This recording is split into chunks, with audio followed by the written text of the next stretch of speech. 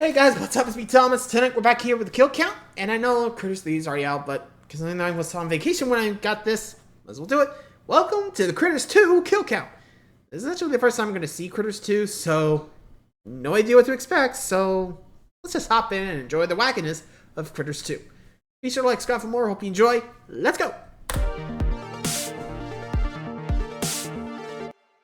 Welcome to the Kill Count, where we tally up Hey, the victims Zoran. in Good all to our see you, favorite buddy. horror movies. I'm Zoran Hungry Heifer Gavoyich, and today we continue following the bouncing critter balls with Critters 2, Critters the 2. main course, released in 1988. Critters 2 sees the return of Brad Brown, but without the Brad. rest of his family. After the first I guess Critt they're attack, pixel. they moved out of Grover's Bend. Brad's returned 2 Very years best. later to visit his grandma for Easter, making Hi, Critters Granny. 2 one of the few and probably the best Easter set horror film. Much better Really? than Beaster Day, Here Comes Peter Easter Day? Cottonhell. I mean, what the That's hell a is thing? going on here?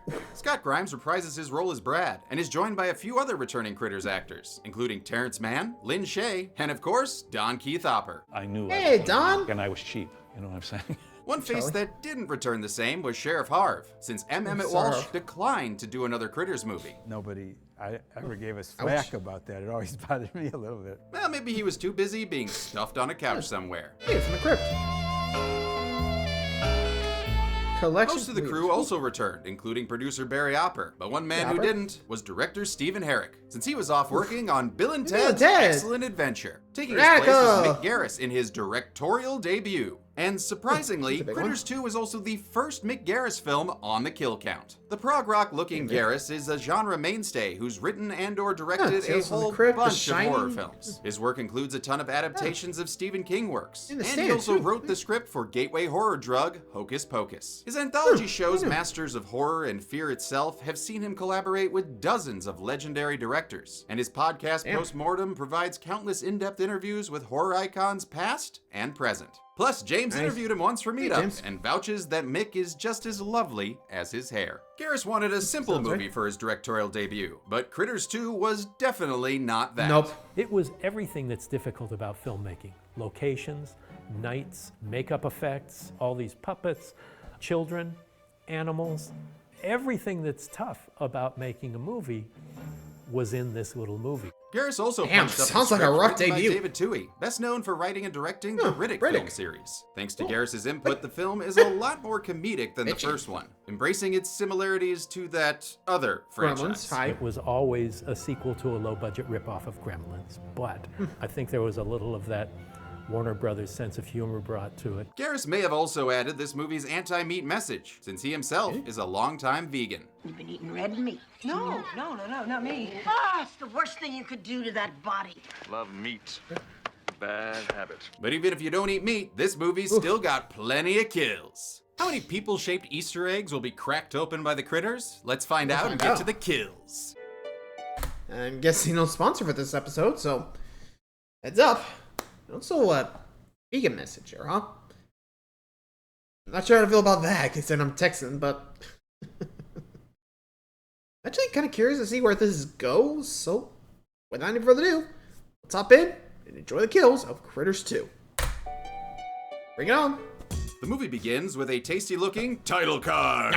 Oh, leave some room for dessert there, critters. A couple of bounty hunters complete a seasonal bounty board milestone when they add this hexapod worm to their pile of puppets. Decapitated I am. Oh yeah. The bounty hunters are revealed to be Ugg and Charlie, and Lee's here too, flying them away from a planet of slime! Are you kidding me? He still hasn't picked a face yet? He stays a nothing face till he finds the right cell. Can't live in the wrong cell.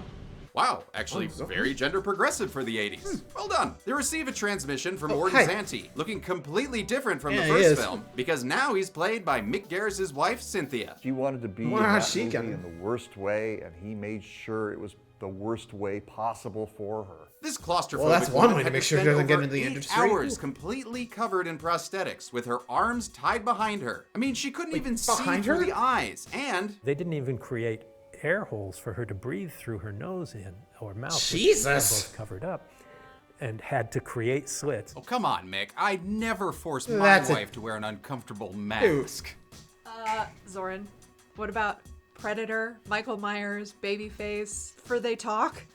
Okay, Oops. well, that didn't count. Awkward. We're just engaged. Okay, they counted, and I'm sorry. Thank you. I love Good your sword. hair. My wife's a redhead.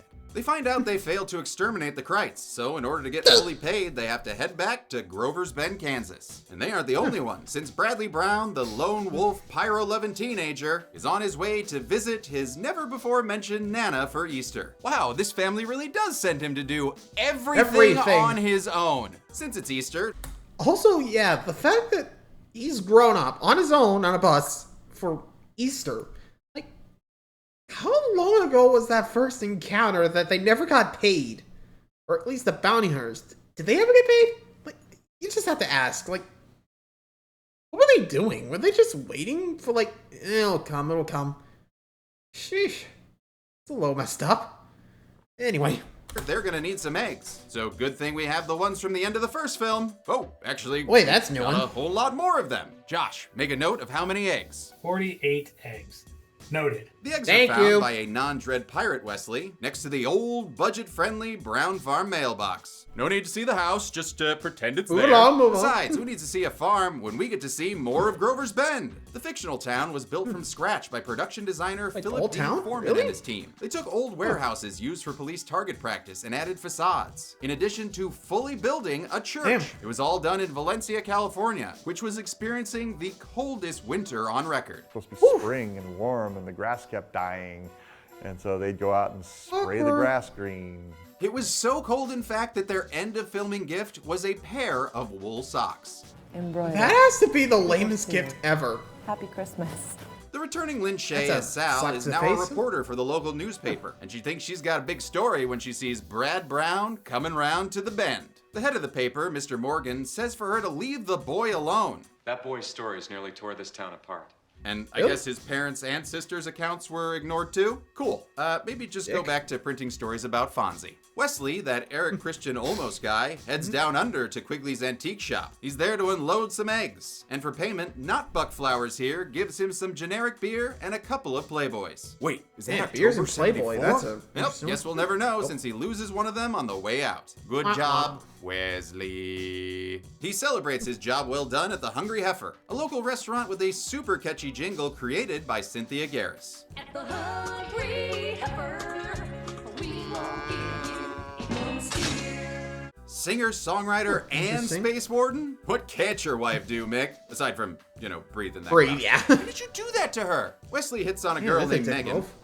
Like you do. You do. But his advances are unwanted, so Brad intervenes with an interesting fighting stance. Palms up with all the weight on the balls of his feet. Unsurprisingly, it doesn't work, and he winds up getting his stunt Whoop. double See thrown ya. out of the restaurant in a fun one-take that then has Scott Grimes pop up into Megan's truck. While See giving ya. him a ride, Megan reminds Brad that they knew each other as kids. She tells him she's now a reporter for her dad's newspaper. Kind of like a Jimmy Olsen with breasts. Man, I love Bro. the interactions between Brad and Megan, even if actor Leanne Curtis didn't think the relationship was realistic. Serious journalists don't have crushes on ginger boys. I'm sorry. Ouch. Was that rude? Yeah, kind She of. takes him to his Nana's daycare/home, but Grandma's out. She's back over the river and through the woods buying some of those eggs for the church's Easter egg hunt. She haggles for half and awards her little helper Cindy with a bunny, but it's neither milk nor dark chocolate. Oh, it's better than chocolate, honey. It's carob. Carob? Boo! No, not the animal. Why'd you cut that in there, Brie? It's not as common nowadays, but carob was a chocolate substitute used during the natural foods movement in the 70s. The other eggs remain at Quigley's shop, where they're slowly roasted by an open fire until they hatch. Later, Quigley discovers they've eaten all his dog's food. And his dog! Why do I keep doing movies with dog deaths? He tries to get off the damn ground, Look, look but away. the critter babies chew through his foot Yuck. and the stool. It sends him to the floor and Oh, on the God. ground when he's eaten by these chestnuts. The baby critters were very small rod puppets with limited movement. And when it came to killing Quigley, they strung monofilament through his shirt and attached it to these bitey baby balls. And on cue, we pulled the string and they all went. That night, Brad looks through promotional materials from the first movie, while Cindy, who happens to be Megan's little sister, stores her Easter egg and carob bunny by the heater. They usually taste better a little melty. That is, if they weren't made of fucking carob! Wow, Satan's raisin. The egg hatches, giving...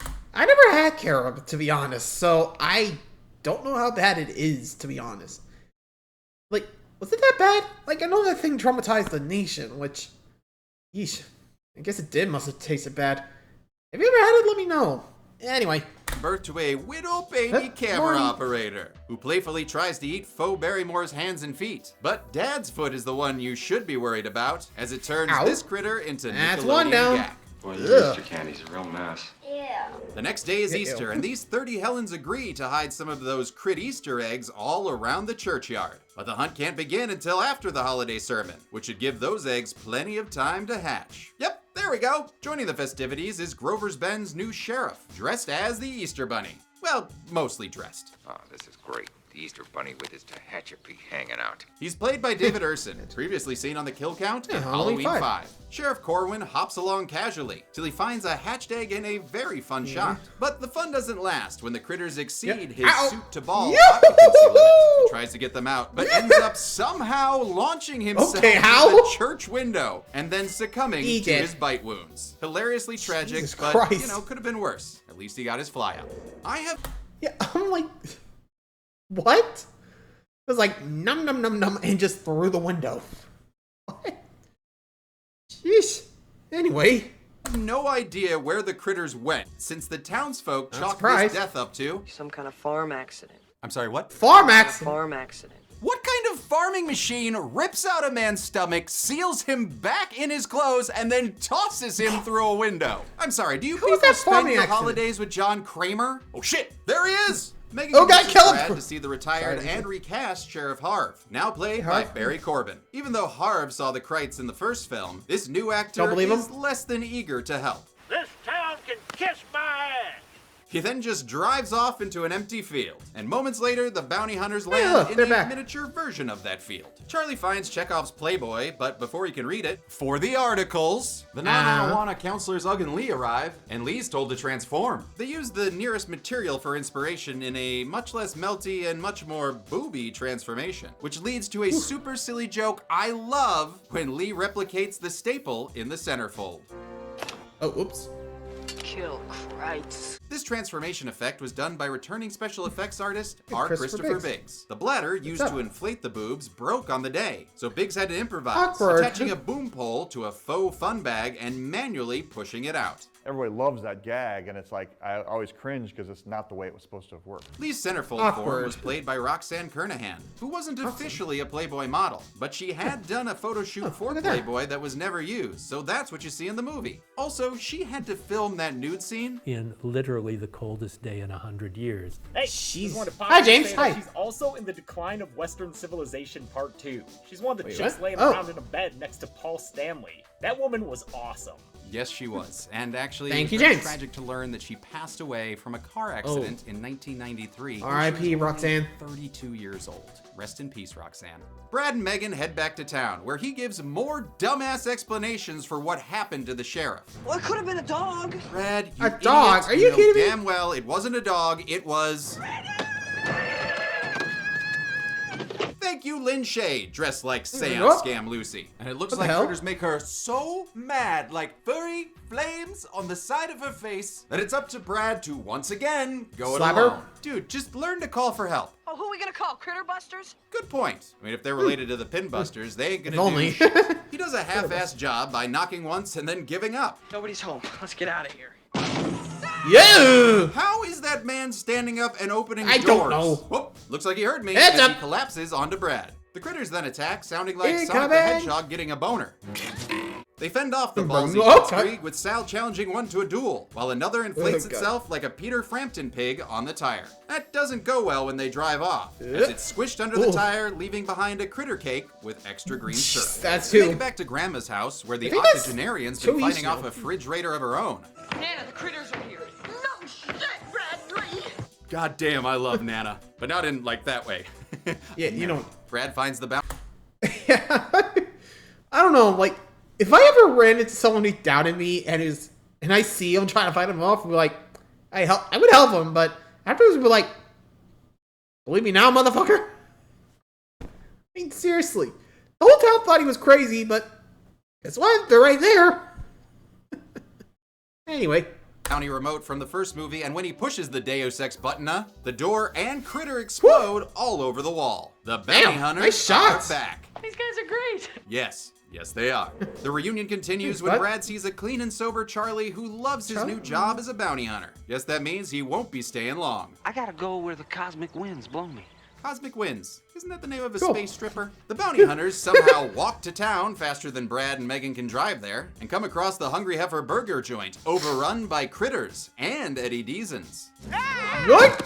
Deason's career consisted of being the nerdiest of nerds, most War notably games. in Grease Grease? and as the voice of Mandark in Dexter's Lab. Really? Mandark? Deason's then Iggy Catalpulted to the Whoa. wall, giving us time for another fun Gremlin Z comedy scene, Critters style. But that fun doesn't last long since Ugg's dick gun gets aroused by the thought of killing, and Lee here definitely doesn't suffer from penis envy. Uh-oh is right. As Yeah. the humanized dolly Bye, guys. starts to exterminate. Exterminate! Going off the 14 total I see in this wide shot and the one on the garbage can here, I count 11 critters killed in this scene. 6 cranks are blown up by the bounty hunter's wang guns on screen, and another is knocked into a fryer after getting a new haircut. 4 are able to valmorphosize into a larger ball and escape, leaving 4 to be killed off screen from these ridiculous blasts. Well, bye, How do you heifer. feel about that number, Critter? This movie is a goddamn cartoon and I love it. This Kansas chain restaurant massacre took days to film. The meat and ketchup and other food smells got old really quick. Luckily, the Kyotos could take out their aggression by exploding some critters. And those exploding ones had Sounds to be fun. made differently from the normal puppets. We made them out of urethane foam. Yeah. Yeah, so they were more rigid, so you would actually see pieces explode and break apart. Ooh, and what about all those pieces? We would get condoms and we'd put green slime in it and blood and stuff, and we'd load them up. Well, good to know Sounds they fun. were practicing safe FX.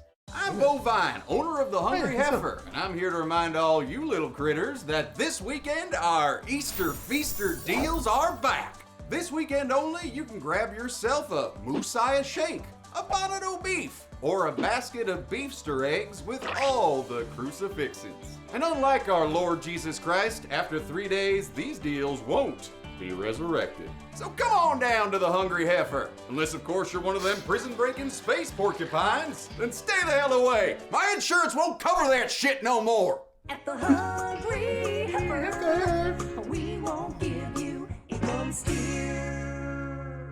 The escape ball chases folks in critter vision, which honestly makes me wonder why they aren't just vomiting all the time. The ball then busts these pinheads.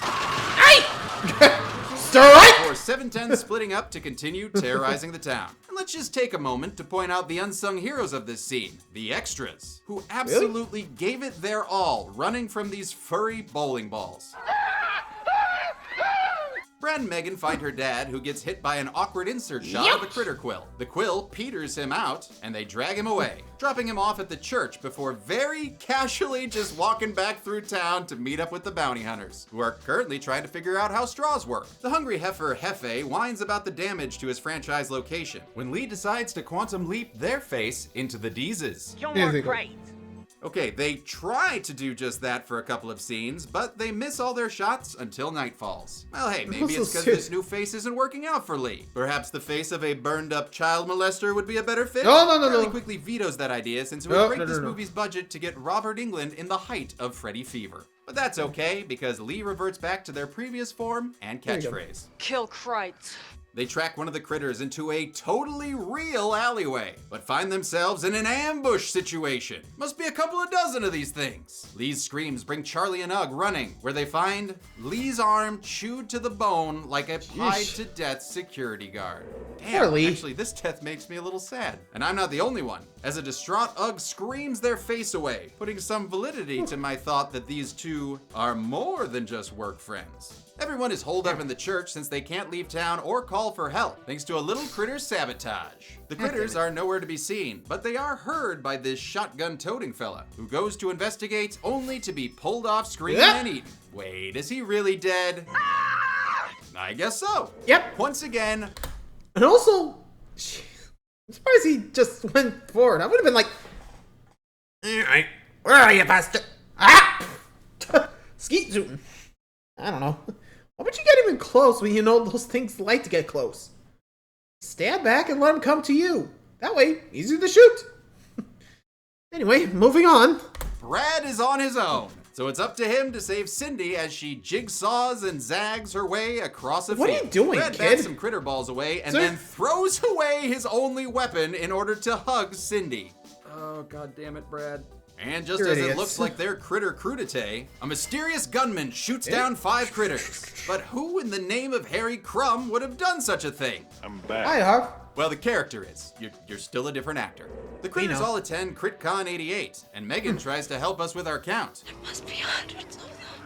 Well, that's yeah, not no. specific enough. Josh? Whoa, that's way more than the 48 eggs from before. Must be a critter orgy or something. That's 1 horny critter and 2 horny critters. The townsfolk blame Brad for the critters returning, but Clay Johnson is the closer of that conversation. If we sit around here on our duffs, bitching, we're going to end up tomorrow's leftovers. Now, I don't too much relish that idea. Oh, a lot of food delicious pun. More, please. Brad comes up with a goddamn Damn plan! He suggests they lure the critters into the nearby hamburger factory. Then they'll lock them in and blow them up. Hungry Sounds good, heifer. but where are you gonna get the explosives? The hardware store? They're not gonna have any. So What why are the they fuck? What? Why are there store is explosives this? there? They set up a boom fay of meat and dynamite that's sure to raise the critters' nitroglyceride levels. With a single fan, they waft the smell over a mile, and somehow it works. The critters come a-rolling. Yeah! Even slow Jeremy. I can talk now? Now that's just ridiculous.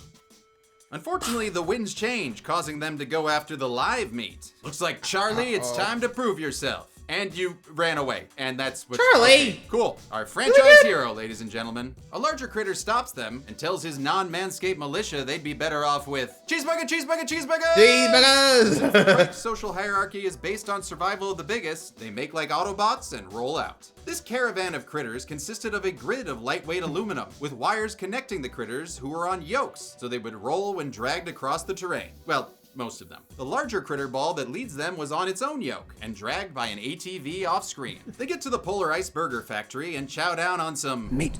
Man, do they love to eat. Look at that little guy. He just couldn't be happier. Unfortunately, the Kyotos weren't too happy that production used real raw meat that would get rancid after a couple days of shooting. They weren't sealed. They would come down and be all over your hand. Oh, putting those puppets on your hand, they were Nasty. stinky little bastards. And when everyone else went home for the day, We would have to take the puppets and actually spend all night cleaning them.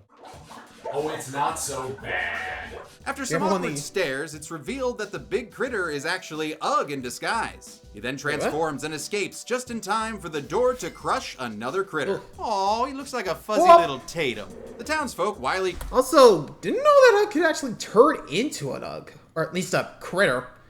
So it could apparently change its shape along with its face. I mean, considering what about when Lee, you know, the women, the male, the female again.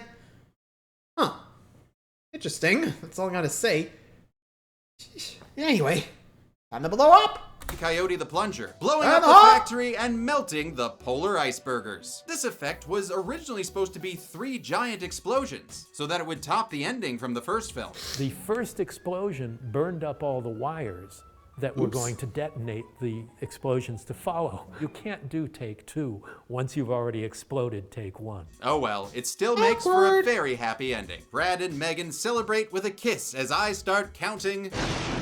Incoming! Absolutely nothing! Because those critters ain't dead. They formed one of the greatest things to ever be filmed. Oh a god, giant critter ball. ball! The critter ball was originally scripted to be 30 feet in diameter. When that proved too difficult, it was scaled down let's to just 10 stick with feet, 10. which was still huge. The ball was built on a geodesic dome structure, then covered with critter heads and fur. Some of them you're seeing their butts and their I bodies. still think they're probably interspersed. they're like 300 faces on it though. Oh, did you hear that, Josh? Wait, what? Oh, I lost count. The critter heads had remote-controlled mouths to add movement, 300 but critter the heads, real we heard movement it. that mattered was moving this giant thing around. They first tried mounting a bar into a center axle and rolling it on the off-camera side, but that was unreliable when going over rough terrain, and also crushed the whittle critter faces. Mr. Kyoto, how would you say the test worked out? I think it sucks balls. Special effects supervisor Martin Breslin fixed the issue by mounting the ball on a trailer so it could be towed. For some wide shots, they used a full-size ball that was actually a weather balloon covered in critter pelts. It would either be rolled by a crew member. One time it got away from us and rolled down into the canyon. We had to go get it. Or pulled by an ATV, which Charlie Chiodo loved to watch. Seeing a crowd of people running and this giant furry ball is being pulled and it's chasing them along. It was a hoot. The critter ball runs over one slow-ass motherfucking extra who leaves behind a cartoony shaking skeleton. Just, you know, sitting on top of his old clothes. Yeah, best way to go out is pantsless. And that effect was a happy accident. During one of the takes, somebody bumped the foot and the whole skeleton kind of went wiggle. And it was like, oh, do more of that. The gym class push ball of death chases the Grovers back to town, with Megan and Brad in tow. The chase that follows involved the truck-mounted critter ball trying to ram them off the road. It was difficult and nerve-wracking to film. Having it pound against without ruining anything, very expensive device for what we were doing. And that goes for the actors as well. It's very distracting to work with a giant critter ball to the left of you. The ball and Edward Chiodo arrive in town. You see my legs behind it, where it heads straight towards the church to consume midnight mass quantities. Brad and Megan are able to cut it off, but then send their car over a hay. And that doesn't do much since they're still able to get to the church on time. The critter ball turns back on course for the church when, oh my God, is that Charlie flying the spaceship? I'm a bounty hunter! Yay, Charlie's going on an adventure! And that's apparently the greatest adventure, death, as he flies into the critter ball, blowing it up he's not and adding, how many critters do we add to the count, Josh? I started to go cross-eyed from counting, so I'm gonna use math. Assuming the center is hollow like an N-theorem ball, I estimated a 16 critter diameter, giving us an 8 critter radius. So our surface area would be 4 times pi times 8 squared, which is around 804 critters. Damn, very impressive. Let's add 804 critters to the bounty board that died in this goodness gracious great ball of fire. With Charlie presumed dead, the town mourns, and Ugg honors him by taking his face. But the next day, as Brad is saying his goodbyes and almost kissing Megan again, they learn that Charlie survived by ejecting himself from the spaceship before it blew up. Totally did not see anything fly out of that ship, but hey, gotta keep him around for the third film. With Ugg's grand facial gesture made moot, he returns to a random spaceship, leaving Charlie behind. Charlie is then declared the new sheriff by the ex-sheriff, who definitely has no authority to do such a thing. Brad and Megan finally kiss, and the movie ends with the filmmakers thanking the fictional folks of Grover's Bend. How many people became the main course in this Easter Sunday meal of a movie? Let's find out and get to the number. Oh God, critters! Bounty hunter, save me! No, save me! Little late for that!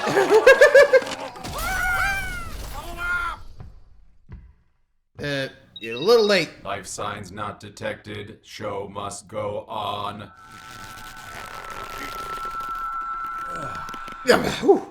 Count more Criitters. Power of the numbers, keep on counting. 4 humans and 1 alien bounty hunter died in Critters 2. They were all men, except for my friend Lee, giving us a chart as blue as the frozen meat from the hungry heifer. Ha ha ha joke. With a runtime of 94 minutes, that gave us a kill on average every 18.8 minutes. As for the bounty board, we can add 824 dead Criitters. 7 for the townsfolk, and 817 for the bounty hunters. We win. Rock! That leaves us with a critter kill on average every 7-ish seconds. This form is pleasing yet goofy. Now, if I could just get the voice right. We'll give the golden chainsaw for coolest kills to the guy run over by the critter ball. It's the most memorable kill from the movie and so cartoony and fun. It's just, I fucking love it. Dylan Machete for latest kill goes to this rando shotgun guy pulled off screen. The most horrifying thing about that was the damage done to my eardrums by Brad. And the Bounty Booty Award for best critter kill goes to the critter ball. Is how the hell could I not? And that's it. Critters 2 came out in 1988, and due to its poor box office performance, was the final Critters film to be released theatrically. It performed well enough on home video to prompt 2 back-to-back film sequels that I'll be starting next week. But until then, I'm a man who also loves a girl named Megan. And this has been the Kill Count. There we go! There we go.